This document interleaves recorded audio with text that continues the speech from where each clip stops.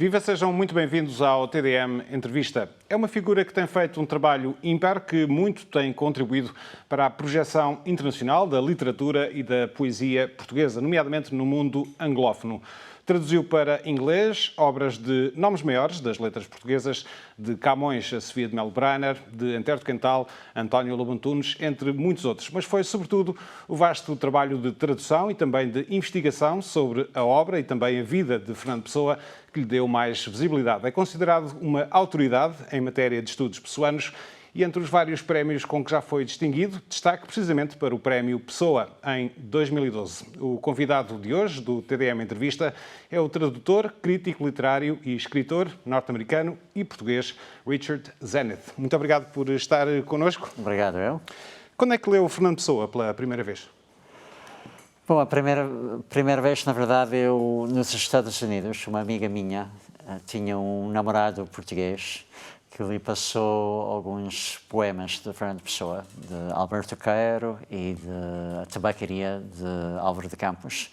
Eu já sabia o espanhol, então podia ler mais ou menos. Eu fiquei fascinado com estes poemas. Depois procurei, existiam já algumas traduções, a pessoa não estava nada conhecido, e essas traduções também não, mas em bibliotecas eu encontrei. Esse foi mesmo o meu primeiro contacto. Mais tarde acaba por ir para Portugal, mas não vai logo estudar Fernando Pessoa, nem escrever sobre Fernando Pessoa. Não foi isso que o levou a Portugal? Bom, mas antes de Portugal fui ao Brasil. Foi no Brasil que aprendi português. Vivi lá durante 3 anos e lá que comecei também a ler melhor Fernando Pessoa e comecei a traduzir poetas brasileiros. O que me levou a Portugal era uma bolsa para traduzir as cantigas medievais, cantigas de Amigo, de Escárnio, de Baldassare, que é praticamente a primeira literatura em língua portuguesa lá do século XII, XIII. A sua primeira leitura de Fernando Pessoa, como disse há pouco, causou-lhe logo um impacto importante, mas é só mais tarde, quando lê o livro do Desassossego, que fica, digamos, desassossegado com Fernando Pessoa. É verdade. Eu cheguei em Portugal em 1987. O livro do Desassossego tinha sido publicado 5 anos antes, em 82, portanto 47 anos depois da morte de Pessoa. Só nessa altura que saiu o livro do Desassossego. Eu li depois de ter chegado em Portugal e achava um livro fabuloso. Já existiam traduções para outras línguas como espanhol, francês, italiano, alemão. Ainda não havia para inglês, então eu resolvi traduzir. Também, por acaso, outras pessoas na mesma altura tinham essa mesma ideia. Então, saíram 4 traduções, mais ou menos em simultâneo, em língua inglesa. Então, isso foi este livro de Desassossego que depois começou, deu origem a toda a minha atividade pessoana. Diz que Fernando Pessoa tem o dom de ser intensamente português e, ao mesmo tempo, ser universal. Quer explicar esta ideia? Sim, penso que para ser universal tem de ser não vago e tem de estar situado em algum lugar. Então, a pessoa é muito português sem ser regionalista, não é?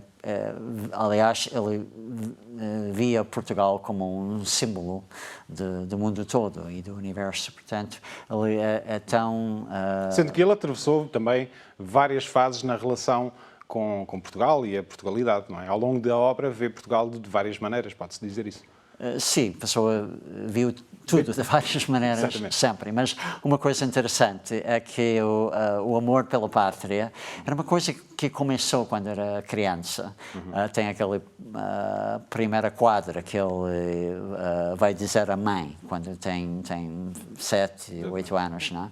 E ele fala do amor pela pátria nesta quadra. Não é? Mas até diz que, por mais que goste da pátria, gosta mais da mãe. Exatamente. Mas o que é interessante, não é curioso, não é tanto o amor pela mãe, que é normal, sim, é normal, mas esse amor pela pátria. É de sublinhar que a única obra que foi publicada em vida tem esse caráter manifestamente patriótico, que é a mensagem. Mensagem, exatamente. É coautor da Teoria da Heteronímia, que está incluída no Plano Nacional de Leitura. A questão dos heterónimos é, claro, um dos aspectos mais marcantes de Fernando Pessoa. Na escola fala-se de 4 normalmente, mas fez um levantamento de mais de 100 heterónimos, 108. Bom, isso de contar os heterónimos, o que é um heterónimo é discutível. Pessoa dizia que os heterónimos mais, como vou dizer, que valem mesmo este nome, são Alberto Caeiro, Álvaro de Campos e Ricardo Reis. Depois o Bernardo Soares, suposto autor do livro do Desassossego, era um semi-heterónimo. Né?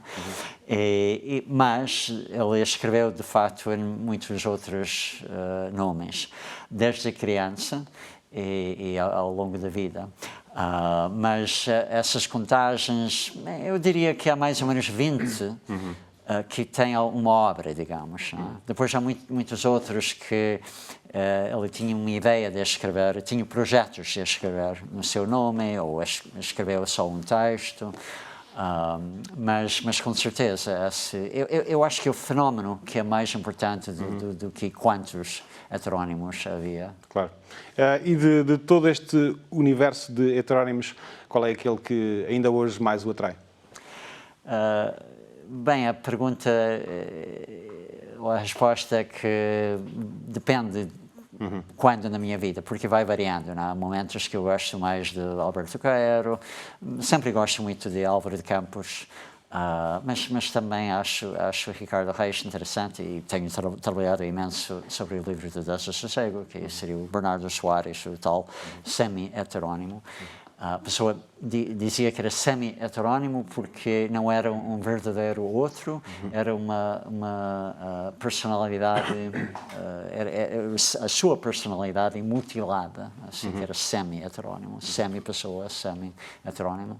É interessante verificar que, apesar de todo este universo rico e diversificado, há certas coisas que ele reserva para si, para o ortónimo, não é? Por exemplo, quando ele fala de política, quando ele fala de esoterismo, é o Fernando Pessoa, ele mesmo. Sim, normalmente. Ele, às vezes fala da política em nome de Álvaro de Campos, ou outro que teria direito realmente a ser chamado heterónimo é António Mora, que surge um pouco depois dos 3 heterónimos principais.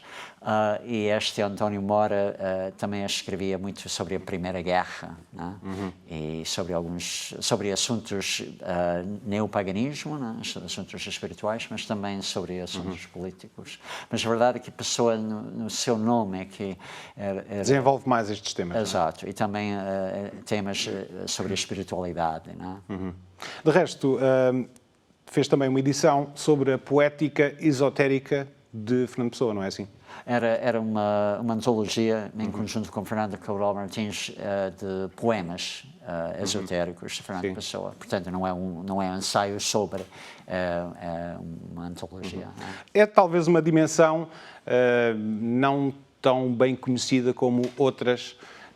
O que é que se pode dizer sobre esta dimensão de Fernando Pessoa, esta questão do esoterismo? Ele próprio dizia que tinha sido iniciado em mistérios que não se propunha a revelar.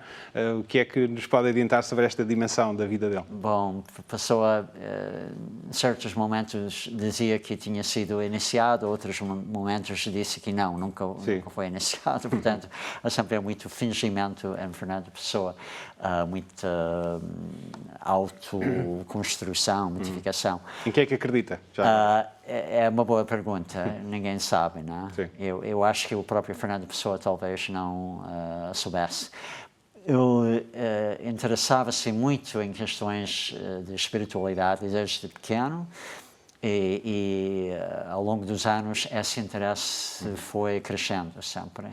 Mas nisto há muito do lúdico, não é? E a pessoa, a astrologia, né? Ele tornou-se também um astrólogo muito melhor do que muitos astrólogos profissionais, não é? E gastou imensas horas nisto tudo. Agora, se ele acreditava nisto, sim e não. A pessoa, tanto se pode dizer que a pessoa não acreditava em nada, como se pode dizer que a pessoa acreditava em tudo, porque ele achava tudo muito interessante para investigar, para conhecer, tinha um fascínio, não é? Se isso é acreditar, é menos claro, não é? Se isso é uma crença.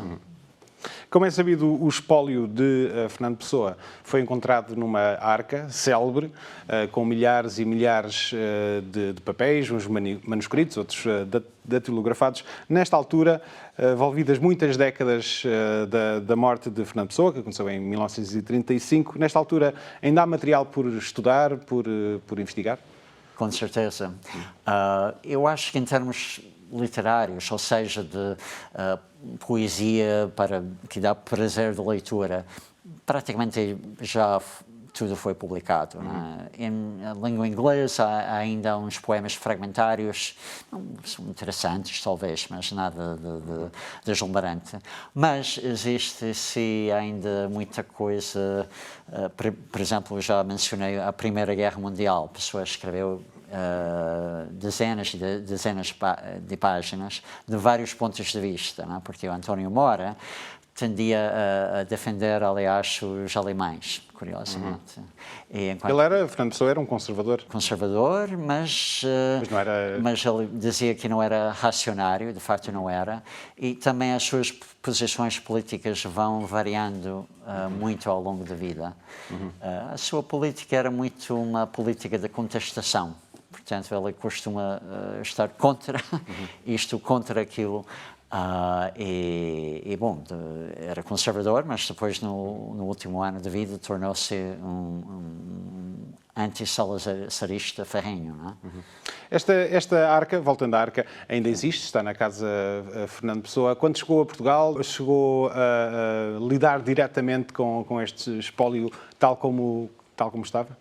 Bom, aqui nos anos 70 a família vendeu conteúdo da arca para Portugal, para o Estado português, e então está lá na Biblioteca Nacional. Conservou alguns papéis a família e que mais tarde, mais recentemente, a maioria foi vendida também para o Estado. Algumas coisas a mãos privadas também da pessoa, mas a grande maioria dos documentos estão na Biblioteca Nacional. A arca em si estava ainda com a família e vi essa arca já nos anos 90. Né? Depois foi leiloada a arca, portanto não está, o que está na casa de Fernando Pessoa é uma cópia, uma réplica. E a arca original foi leiloada e não se sabe exatamente o dono, que prefere ficar oculto. Tem-se abalançado a fazer uma biografia de Fernando Pessoa, um projeto antigo, ainda não concluído. Em que pé é que está? Boa pergunta.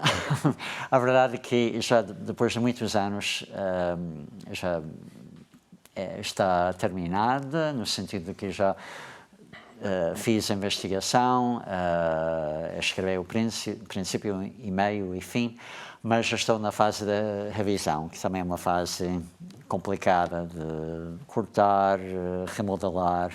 É um desafio muito grande porque a biografia tende a vibrar com fatos de relações amorosas, viagens, aventuras, conflitos com outras pessoas, e tudo isso não há muito em Pessoa. A pessoa tem uma riquíssima vida imaginária, não é? Então, mas isso, o leitor, normalmente não é isso que interessa tanto. Então, eu estou a tentar fazer a escrever sobre essa vida imaginária, mas que uma forma que tem garra, né? que pode interessar aos leitores. Já agora, e uma vez que tem vindo a trabalhar neste projeto há algum tempo, pode-nos levantar a ponta do véu em relação a um outro elemento, mesmo imaginário, e é disso que se trata muitas vezes, que não seja ainda conhecido e que já tenha descoberto, porventura? Bom, revelar muito talvez não quero fazer, prefiro esperar, mas o que eu posso dizer é que há várias temáticas, por exemplo, esse interesse espiritual. Há muita coisa lá que não está muito bem conhecida, não é? Aliás, isso é uma parte do espólio nas notas de pessoa, os apontamentos pessoais, que há muita coisa que ainda não foi publicado, não é? E porque há muita coisa que também não foi publicada, que a pessoa escrevia sobre tanta coisa, às vezes num mesmo pedaço de papel, poemas, coisas em prosa, de vários heterónimos, e depois tem uma caligrafia muito difícil de decifrar por vezes. Por isso também aqui muita coisa ainda não foi publicada. Mas, então, nessa coisa toda, vendo bem os apontamentos, saem coisas interessantes sobre essa busca espiritual dele. Outra coisa importante é a busca, o interesse política, e que também a biografia acompanha toda essa evolução em Portugal, que era monarquia, passou a ser república em 1910, depois houve a ditadura militar e finalmente Salazar.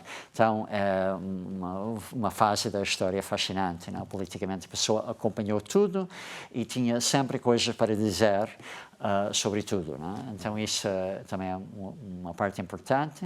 Outra coisa também é o capítulo amoroso, sexual de pessoa, não é? Então há muita... há muita especulação sobre isso, não é? Exato. Sempre há muita especulação, mas gostava de... Era assexual, era bissexual, era hétero, era o quê, não é? Então, Faço-lhe a pergunta, era o quê? Bom, vai ler a biografia. Okay. Em relação, voltando um pouco atrás, em relação a essa demanda espiritual, há também um episódio estranho, mergulhado em algum nevoeiro, que é um encontro que ele tem com um místico, esotérico britânico, penso que se chama Crowley. Sim, Aleister Crowley. Exatamente. Essa é uma história mal contada também. Bom, não sei se está mal contado, mas esse Aleister Crowley, a pessoa lê os primeiros 2 volumes de uma autobiografia, As Convenções do Aleister Crowley, e a pessoa escreveu uma carta à sua editora a dizer que achava que o mapa astral que Crowley publicou da sua própria mapa astral. A pessoa achava que a data de nascimento, que não estava um erro qualquer, e pronto. Depois a editora contatou Crowley, e assim Crowley admitiu que a pessoa provavelmente tinha razão, contatou a pessoa e nasceu essa correspondência. E o Crowley depois veio a Portugal com uma nova namorada, mas com a ideia de conhecer a pessoa. Achava que a pessoa era espiritualmente avançado. Crowley estava à frente de 2 ordens espirituais diferentes, curiosas, não é? Uma era uma religião dele, que ele tinha inventado, não é? E parece que, pelo diário de Crowley, que Crowley tinha uma ideia que a pessoa poderia, em Portugal, abrir uma sucursal, digamos, de uma ou outra dessas ordens. Não? Achava que a pessoa seria capaz para isso. Mas Aleister Crowley, o interesse nele era em magia sexual. Então tinha Crowley também consumava muita droga, era bissexual, praticava ritos tanto com mulheres como com homens, e parece que achava que a pessoa seria um homem para isso, e a pessoa era o contrário, não é? Mas este encontro era muito importante para Fernando Pessoa. E mostra porque ele definia Crowley como mágico, um mago negro, enquanto que ele próprio era um praticante de magia branca. Então, é esse contraste. Mas ele admirava muito. Percebia que Crowley era um charlatão, de certo modo, né? Que sempre buscava promover-se. Mas eu achava que, ao mesmo tempo, que tinham alguma percepção espiritual muito forte em Crowley. Portanto, Crowley era um espírito muito lúdico, como também era Fernando Pessoa. Eram opostos em muitas coisas, mas tinham essa coisa em comum. Não é? Pessoa também é muito respeitado e muito lido no Brasil. Imenso. Aliás, eu acho que foi no Brasil que nos anos 60, 70 já era muito apreciado, mais talvez do que em Portugal. Em Portugal sempre, desculpe, Fernando Pessoa sempre foi apreciado pelos poetas, por pessoas que leem muito a literatura, não é? Enquanto que no Brasil, mesmo pessoas que não eram intelectuais já tinham uma apreciação, não é? Pela figura e pela poesia. Tanto é que vários músicos brasileiros que cantavam versos de Pessoa já nos anos 70 e 80. Não é? Falando da projeção internacional, se quisermos, de Fernando Pessoa, da figura, da obra, no mundo anglo-saxónico, no mundo anglófono, tem tido um papel importante nessa divulgação. Qual é que acha que tem sido a evolução da percepção e do conhecimento de Fernando Pessoa neste mundo que fala inglês? E Fernando Pessoa também escrevia em inglês.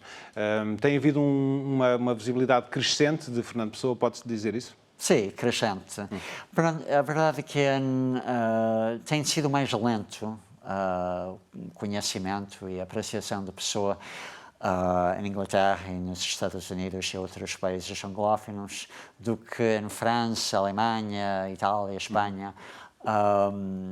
E o livro-chave para conhecimento de Pessoa em todos esses países é o livro do Desassossego. E também a publicação deste livro tem sido importante para os leitores anglófonos, mas é um género, talvez, diário, fictício, não tão apreciado como em França. A França tem um jornal intime, né? um género que gosto muito.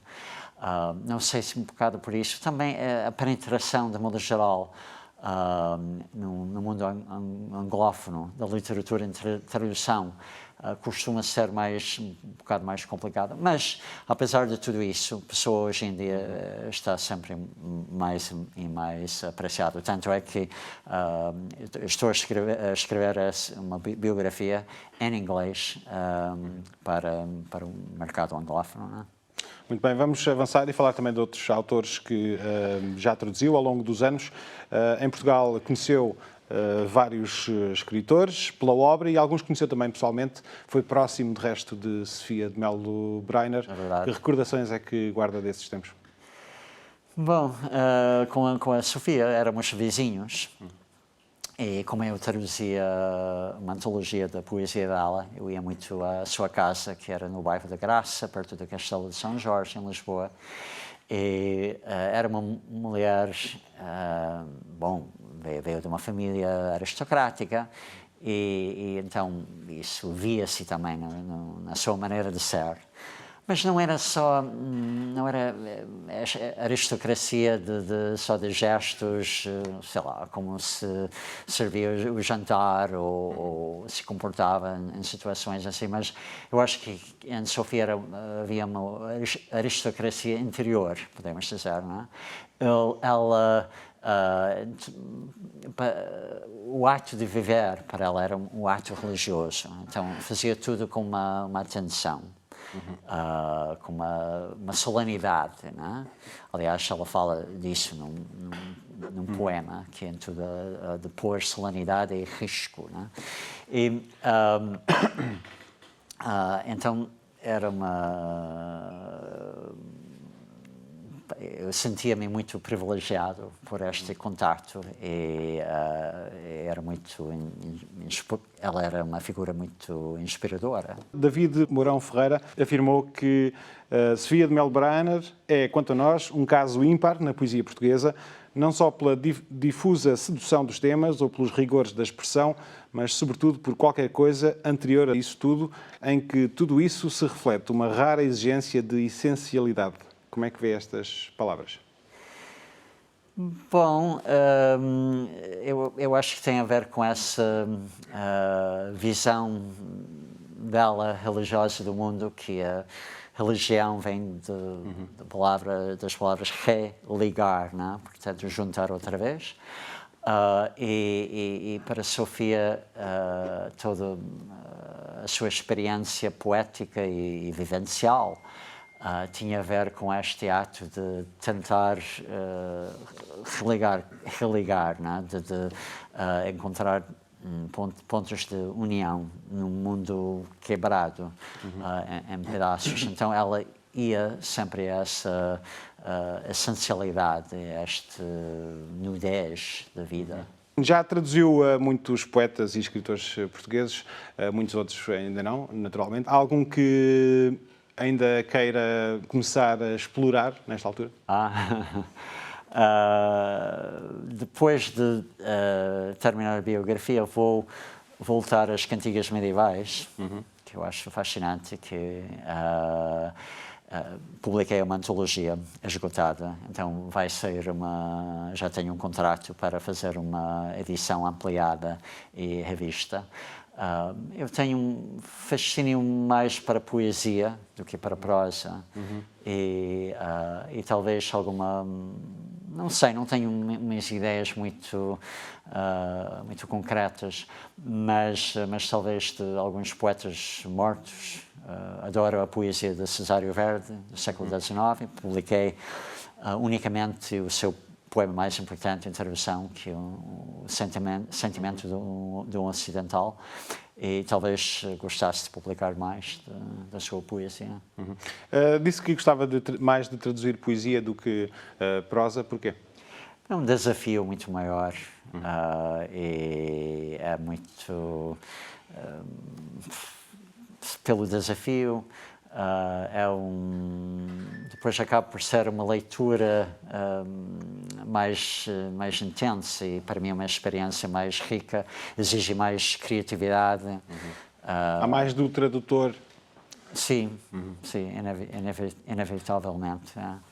Muito bem. A terminar, quando é que podemos então esperar essa esperada biografia de Fernando Pessoa? Só Deus sabe. Eu já estourei vários prazos, limites, mas eu espero... Bem, não sei, já não posso dizer, mas proximamente esperamos. Muito bem. Richard Zenith, muito obrigado por ter vindo ao TDM Entrevista. Muito obrigado. Nós voltamos na próxima semana, contamos consigo. Até lá.